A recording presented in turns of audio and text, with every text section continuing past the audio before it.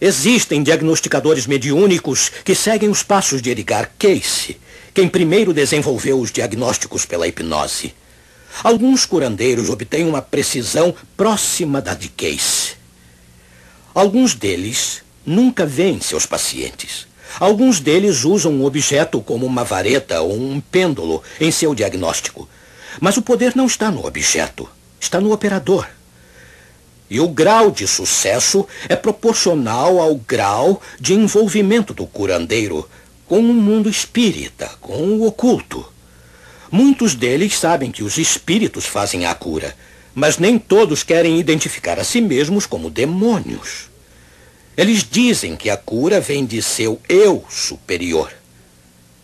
Você sabia que o próprio Cayce passou a ficar mais preocupado com a natureza da força que operava através dele?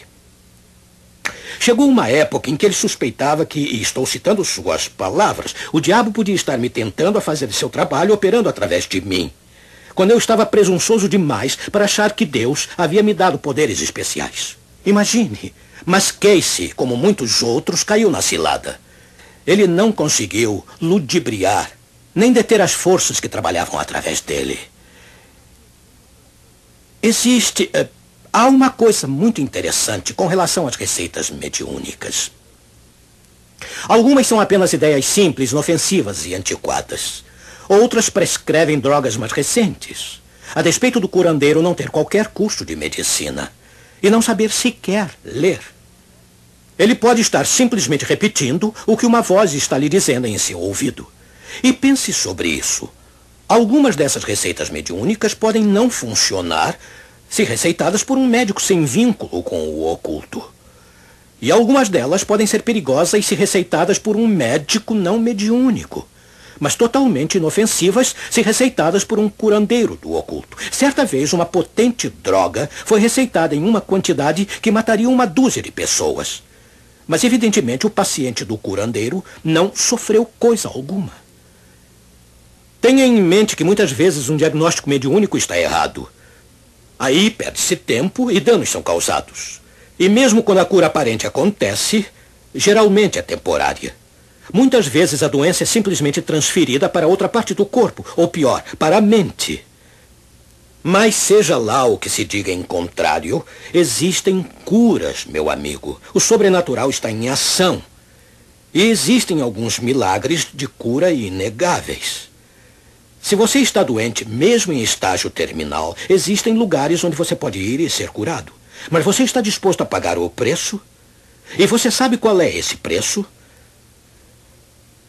Uma paciente aparece à porta de uma curandeira que vinha fazendo afirmações bombásticas por um anúncio de jornal. Ela disse à curandeira que seu médico havia diagnosticado nela uma grave doença no sangue, provavelmente leucemia. A curandeira replicou: "Eu não sou médica. Eu trato com a mente e uso hipnose. A medicina não tem a cura para a leucemia, mas nós temos curado leucemia, temos curado câncer, até câncer terminal." Aí ela explicou o método que ela iria usar. "Empreste-me a sua mente", ela disse, "para remover toda a sujeira e deixar sua mente funcionando adequadamente." Ela explicou que a mente tinha que ser posta num estado passivo através da hipnose para que pudesse ser limpa de todo o lixo. A mente então purificaria o sangue e o corpo então funcionaria como deveria. Bem, a paciente, na verdade, era uma policial que havia gravado secretamente a conversa. A curandeira foi presa mais tarde. Note, empreste-me a sua mente. Eu repito, existem lugares onde você pode ir e ser curado, mas o preço da cura é a rendição da sua mente. Você está disposto a pagar um preço tão alto? Você está disposto a se vender para uma escravidão permanente, para o mundo dos espíritos, para o inimigo do Senhor Jesus Cristo? Alguns, é claro, apesar de claramente alertados, estão prontos a fazer essa tão temerosa barganha. Ouça o que o cirurgião mediúnico Edivaldo declarou. Ele disse: "Se o diabo pode aliviar a dor, abrir um estômago e remover uma úlcera, então eu prefiro o diabo." Oh, amigo, falemos agora das operações mediúnicas. Eu confesso que algum tempo atrás eu acreditava que todas as cirurgias mediúnicas eram fraudes, realizadas por mãos ágeis. Mas eu sei muito mais agora. Muitas delas são fraudes, talvez a maioria, mas nem todas o são. Algumas delas são assustadoramente sobrenaturais. A maioria dos cirurgiões mediúnicos trabalha nos centros espíritas do Brasil e das Filipinas. A cirurgia mediúnica é feita sob condições de sujeira e sem asepsia, muitas vezes com facas sujas ou enferrujadas como instrumentos. Nenhuma anestesia é usada. E o cirurgião presta pouca atenção ao seu trabalho. Obviamente, isto ocorre porque um espírito guia ou o espírito de um médico está fazendo a cirurgia. E todos os curandeiros sabem disso e admitem abertamente que nada poderiam fazer sem os espíritos. A cirurgia espírita, juntamente com o diagnóstico espírita e cura espírita, estão indo para outros países como Austrália, Canadá e Estados Unidos. É esta cura que você quer? Você está disposto a pagar o preço de uma escravidão ao oculto, da qual somente o Senhor Jesus Cristo poderá libertar você? Ouvimos muito a respeito da medicina holística atualmente. E certamente o conceito de tratar a pessoa como um todo, do envolvimento do paciente em seu próprio tratamento, da medicina preventiva, isto tudo é muito bom. Jesus tratava a pessoa como um todo. E durante muitos anos, antes de se ouvir falar em medicina holística, o lema e o alvo da Faculdade de Medicina da Universidade em Loma Linda, Califórnia, tem sido tornar o homem completo. Os adventistas do sétimo dia têm promovido há muito tempo este conceito, mas com a medicina holística que tem sido vendida hoje, é preciso ter cuidado. É preciso discernimento. Nós temos que saber distinguir entre o que é seguro e o que não é seguro. Pois algumas das ciladas da cura mediúnica já foram filtradas dentro da medicina holística. E algumas coisas que em si mesmas são boas, agora estão em má companhia.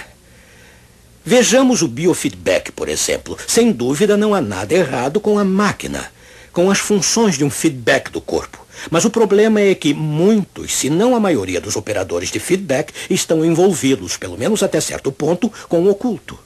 De fato, a pesquisa do Dr. Elmer Green indica que a percepção extrasensorial e os fenômenos paranormais às vezes ocorrem em todos os tipos de experimentos de biofeedback, a despeito de não serem os objetivos do treinamento. Qual é o tamanho da influência do misticismo oriental e do oculto no movimento da saúde holística? É assustador, meu amigo. Parece que o movimento como um todo está dominado, se não controlado, por filosofias completamente incompatíveis com o cristianismo. E a despeito disso, continua crescendo. Quase todas as técnicas holísticas estão repletas de implicações sutis ou não tão sutis que têm a sua origem no oculto. Muitas dessas técnicas são designadas para produzir estados alterados de consciência. É evidente que muitos praticantes holísticos dependem de estados de transe ou de outros estados alterados de consciência para fazer seus tratamentos funcionarem. E as novas energias que eles buscam receber e passar aos seus pacientes são as mesmas velhas energias do Oriente, perigosas ao extremo.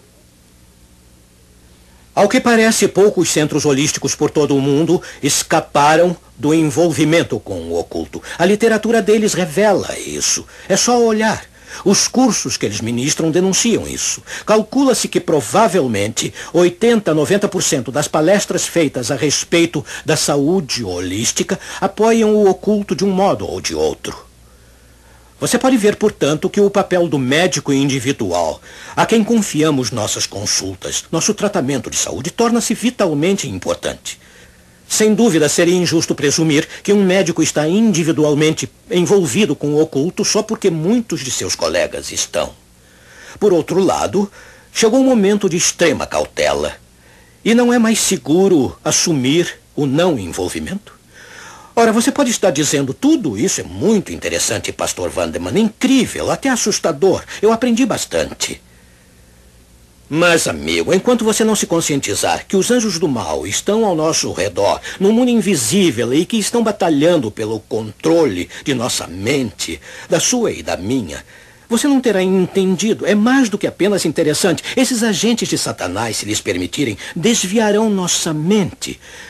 Porão em desordem e atormentarão nosso corpo. Destruirão nossa saúde, nossos bens e nossa vida.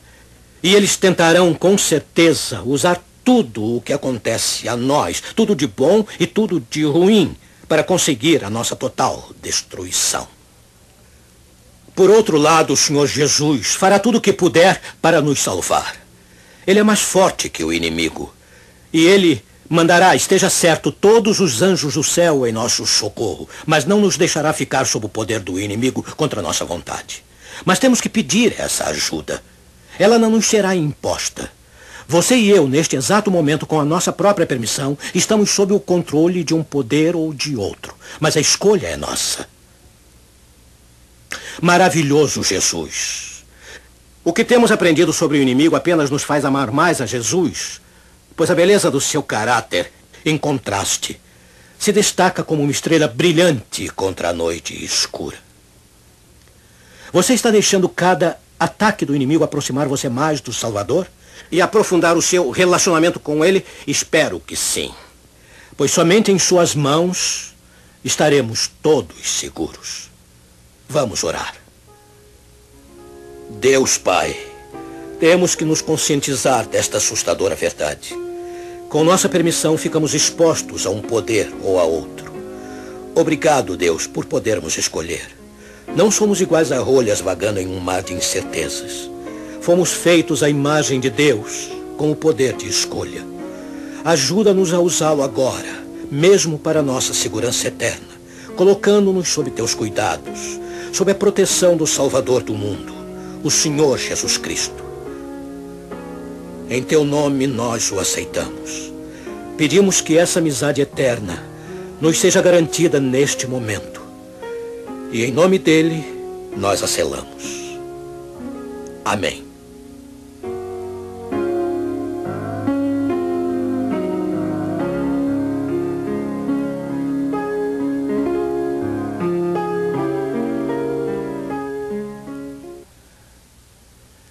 Pois bem, na próxima semana, Brinquedos de um Anjo Caído. Nenhum fenômeno até o presente tem atraído tanta atenção como este. Você não pode, em hipótese alguma, perder nenhum programa desta série especial, mas tenho certeza de que este programa merece uma atenção muito maior, portanto não deixe de assisti-lo. Ele não fala só sobre o hoje, ele fala sobre o amanhã. Brinquedos de um Anjo Caído. Na próxima semana, à mesma hora. Agora, Josué, é com você.